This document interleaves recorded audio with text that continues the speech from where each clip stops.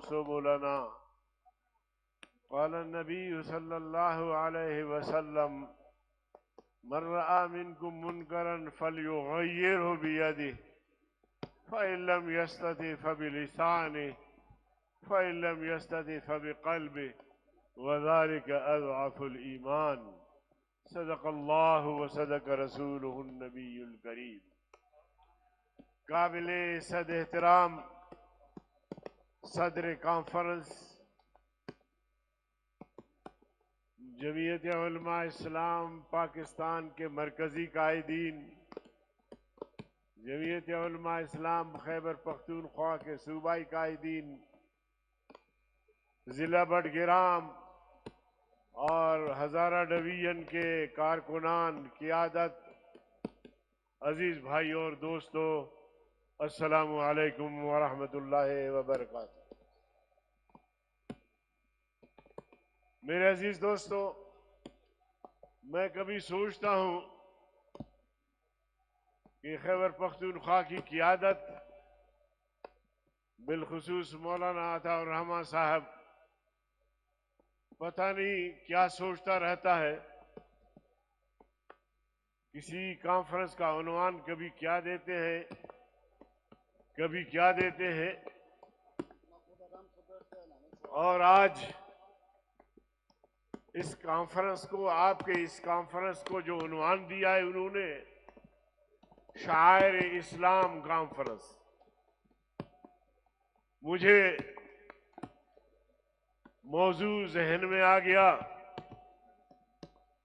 कि शायर इस्लाम कॉन्फ्रेंस, तहफ़्फ़ुज़े शायर इस्लाम कॉन्फ्रेंस।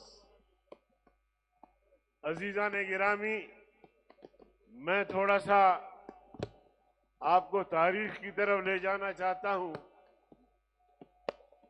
कि जब पाकिस्तान बन रहा था तो पाकिस्तान का मतलब क्या, आप भी कहें ना। मैं ये नारा इसलिए लगवाता हूं कि नई नस्ल को पता ही नहीं है कि पाकिस्तान का बुनियादी नारा या पाकिस्तान की तश्कील का नारा क्या था, जिसकी वजह से मुसलमानों ने तारीख की वो अजीम कुर्बानी दी जिसकी मिसाल नहीं मिलती। पाकिस्तान का मतलब क्या, तो मुसलमानों ने समझा कि हिंदुस्तान से अलग पाकिस्तान बन रहा है। पाकिस्तान में शायर इस्लाम महफूज होंगे, क्योंकि बर्र-ए-सगीर में, हिंदुस्तान में मुसलमानों का जान और माल महफूज नहीं है, शायर इस्लाम महफूज नहीं है, और एक जाली नबी घर लिया गया गुलाम कादियानी की शक्ल में। तो जब पाकिस्तान बनेगा तो जाली नबूवत का दरवाजा भी बंद होगा। पाकिस्तान बनेगा तो शायर इस्लाम महफूज होंगे। यहाँ शायर इस्लाम का कोई तौहीन नहीं कर सकेगा, यहाँ पैगंबर करीम सल्लल्लाहु अलैहि वसल्लम की तौहीन नहीं कर सकेगा, यहाँ सहाबाए किराम की तौहीन कोई नहीं कर सकेगा, यहाँ अहले बैत की तौहीन कोई नहीं कर सकेगा, यहाँ कुरान करीम की तौहीन कोई नहीं कर सकेगा। पाकिस्तान बन गया, हम सब खुश थे, हमारे अकाबिर खुश थे, उलमा खुश थे, जिन्होंने इस तहरीक में क़ियादत का किरदार अदा किया। अल्लामा शब्बीर अहमद उस्मानी और अल्लामा जफर अहमद उस्मानी और जो भी उलमा उनके साथ थे, और इसी मकसद और इसी नजरिए के हवाले से कि अब इस पाकिस्तान में इस्लाम का आदिलाना निजाम नाफिज होगा, किसी को शायर इस्लाम की तौहीन की जुर्रत नहीं होगी। खत्म नबूवत पर जो कादियानियों ने डाका डाला है उनका सद्दिबाब होगा। लेकिन जब पाकिस्तान का पहला काबीना बना, आपको पता होना चाहिए, बुजुर्गों को पता होगा कि पाकिस्तान का पहला वजीरे खारिजा जो बना वो कादियानी था, सर जफरुल्लाह। और इसी तरह पाकिस्तान आपके काबीने का जो वजीर कानून बना, जोगिंदर नाथ मंडल, जो हिंदू था, कानून साजी करनी है इस्लाम के लिए, कानून साजी करनी है शाआरे इस्लाम के तहफ़्फ़ुज़ के लिए, कानून साजी करनी है खत्म नबूवत की तहफ़्फ़ुज़ के लिए, कानून साजी करनी है इस्लामी मईशत के लिए, कानून साजी करनी है सहाबा किराम के नामूस के तहफ़्फ़ुज़ के लिए, कानून साजी करनी है अहले बैत के नामूस के तहफ़्फ़ुज़ के लिए। और अगर उस काबीना का वजीर कानून हिंदू बनता है तो फिर हिंदू बेचारे को क्या पता, शायर इस्लाम का क्या पता, इस्लाम का क्या पता, इस्लामी मईशत का क्या पता, खत्म नबूवत का क्या पता, नामूस सहाबा और नामूस अहले बैत का। तो मेरे अजीज दोस्तों, जिन लोगों ने अवाम को, मुसलमानों को ये नारा दिया पाकिस्तान का मतलब क्या, ला इलाहा इल्लल्लाह, उन लोगों ने पाकिस्तान से भी गद्दारी की, पाकिस्तान के नारे से भी गद्दारी की, पाकिस्तान के बुनियादी मकासद से भी गद्दारी की, और वो गद्दारी आज तक बदस्तूर जारी सारी है। ये इनकी जब भी उनको मौका मिलता है तो शायर इस्लाम की तौहीन कर दे। ये तो अल्लाह का शुक्र हुआ 26 साल बाद पाकिस्तान को एक आईन मिला 73 में, और वो भी उस वक्त जब हमारे अकाबिर मुंतखब होकर पार्लियामेंट में आए। हजरत मौलाना गुलाम गौस हज़ारवी रहमहुल्लाह का जिक्र खैर हुआ, हजरत मौलाना फकीर मोहम्मद साहब मुफक्किर इस्लाम, मौलाना मुफ्ती महमूद नव्वरल्लाहु मरकदहू, और हजरत मौलाना अब्दुल हक साहब, दीगर अकाबिर जो 71-70 के इलेक्शन में मुंतखब होकर आए, उनकी कोशिशों से 73 में आईन बना, और वो भी इस्लामी आईन। भुट्टो साहब सोशलिस्ट थे, सोशलिज्म का नारा लगा के वोट हासिल किया। हमारे दीगर कौम परस्त, चाहे वो खान अब्दुल वली खान साहब थे, चाहे वो गौसोई बिजंजो साहब थे, इन्होंने नेशनलिज्म का नारा लगा के वोट हासिल किया, लेकिन आईन बना तो इस्लामी बना। तो यह न ये कौम परस्तों का नारा था, न ये भुट्टो साहब का नारा था, ये मेरा नारा था, मेरे अकाबिर का नारा था, जमीयत उलमा इस्लाम का मंशूर था। इसलिए आईन बना। उनकी कोशिशों से उनके दलाइल इतने मजबूत थे कि कौम परस्त और सोशलिस्ट उन्होंने हथियार डाल दिया और उनकी बात मानी। आज हम कह सकते हैं कि 77-73 का आईन इस्लामी आईन है। अगर हमें इक्तिदार मिल जाए तो मौलाना फजल रहमान साहब कोई बाहर से कोई चीज नहीं लेंगे, इसी आईन को सामने रखते हुए इस मुल्क को इस्लामी फलाही रियासत बना सकते हैं। इसी आईन के रूह से तहफ़्फ़ुज़ शायर इस्लाम में हो सकता है। इसी आईन के रूह से तहफ़्फ़ुज़ नामूस रिसालत, तहफ़्फ़ुज़ नामूस सहाबा, तहफ़्फ़ुज़ नामूस अहले बैत, सब कुछ हो सकते हैं। मगर रुकावट वही गद्दार है। उनको मैं गद्दार कहता हूं कि आईन के भी वो गद्दार है। इन्होंने आईन पर अमल दरामद नहीं करवाया।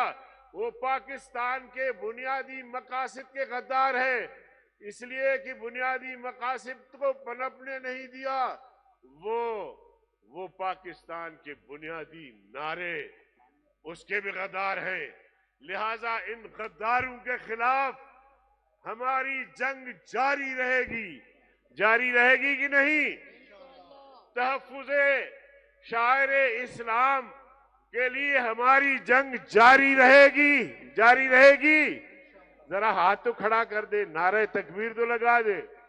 तो ये तकबीर, नारे तकबीर, ताजो तख्त खत्म नबूवत, जमीयत उलमा इस्लाम, कायदे जमीयत हजरत मौलाना फजलुर रहमान। मेरे अजीज दोस्तों, मैं एस्टेब्लिशमेंट को भी कहना चाहता हूं, मैं मुक्तदिर कुव्वतों को भी कहना चाहता हूं, मैं रियासत के जिम्मेदारों से भी कहना चाहता हूं कि होश के नाखून लो। 2 से 3 मरतबा तुमने हमारा रास्ता रोका, हमारी सीटें छीन ली, नाअहल लोगों को दिए। आज उनसे हुकूमतें नहीं चल रही, चाहे बलूचिस्तान की हुकूमत हो, चाहे खैबर पख्तूनख्वा की हुकूमत हो, चाहे विफाक की हुकूमत हो, तुमने हमारी सीटें उनको दी। लेकिन मैं तुम्हें बताना चाहता हूं कि अगर तुमने आइंदा ऐसी हरकत की तो फिर हमारी और तुम्हारी खुली जंग होगी, फिर ये जलसे नहीं होंगे। फिर हम मैदान में आएंगे, तुम्हारे साथ खुली जंग लड़ेंगे, गली कूचू में तुम्हारे साथ लड़ेंगे। तुम कौम के हुकूक के गासिब हो। जो कौम जिन लोगों को मुंतखब करना चाहती है, तुम उन्हें नाकाम बनाते हो। हमने इस रियासत को बचाया है आज तक, और इसलिए कि हमने रियासत की तहफ्फुज की कसम खाई है। तुम मफादात की जंग लड़ते हो, हम रियासत की जुग्राफियाई हुदूद के भी मुहाफिज है, रियासत के नजरियाती हुदूद के भी मुहाफिज है। लिहाजा हम रियासत की भी जंग लड़ेंगे, रियासत के अवाम की भी जंग लड़ेंगे। और हालिया जंग में भी आपने देखा कि मेरे कायद ने सबसे पहले, फौज से भी पहले, तमाम जमातों से भी पहले, आर्मी से और हुकूमत से पहले, सबसे पहले उन्होंने मोदी को ललकारा। और उनकी ललकार पर कौम सीसा पिलाई हुई दीवार बन के फौज के पीछे खड़ी हो गई। और हमने ऐलान किया कि हमारे रजाकार बॉर्डर पे जाना चाहते हैं, वतन की दिफा करना चाहते हैं। तरीका तुम बताओ। हजारों हमारे रजाकार आबिद लाखों की क़यादत में इंशाअल्लाह बॉर्डर पे पहुंचेंगे, खून देंगे, खून लेंगे भारतीयों का।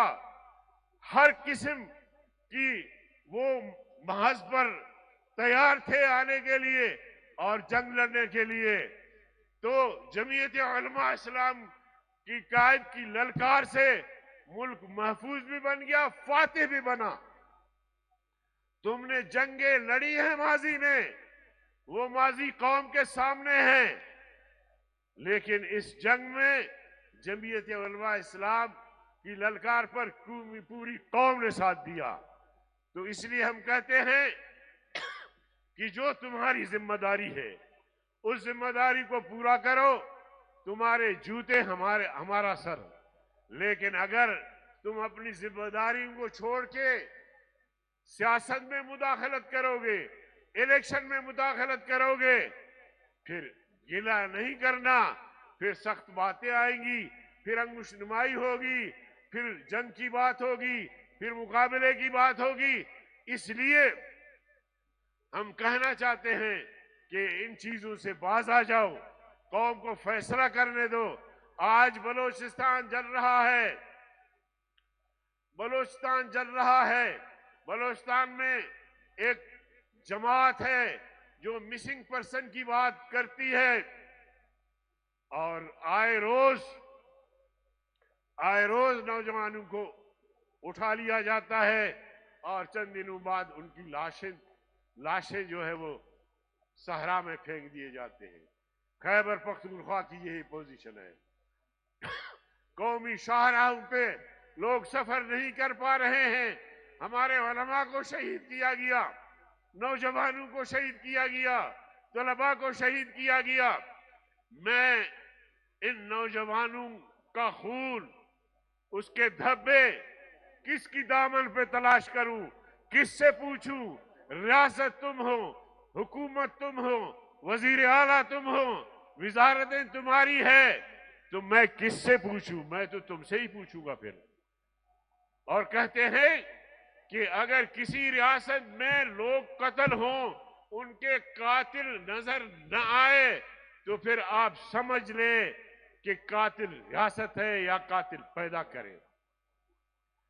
गजा के मुसलमान कट रहे हैं, बच्चे कट रहे हैं, खवातीन शहीद हो रही हैं, बूढ़ों पर रहम नहीं किया जाता। जमीयत उलमा इस्लाम ने रोजे अव्वल से गजा के मुसलमानों के साथ यकजहती का इजहार किया है, और ये यकजहती उस वक्त रहेगी जब तक कि फलस्तीन आजाद नहीं होगा। फलस्तीनियों की आजादी की जो जंग है, जमीयत उलमा इस्लाम उनके साथ है। वस्सलामु अलैकुम वरहमतुल्लाहि वबरकातुहू। मैंने लंबा किया मौला साहब। इंतजार की घड़ियां खत्म, इंतजार की घड़ियां खत्म।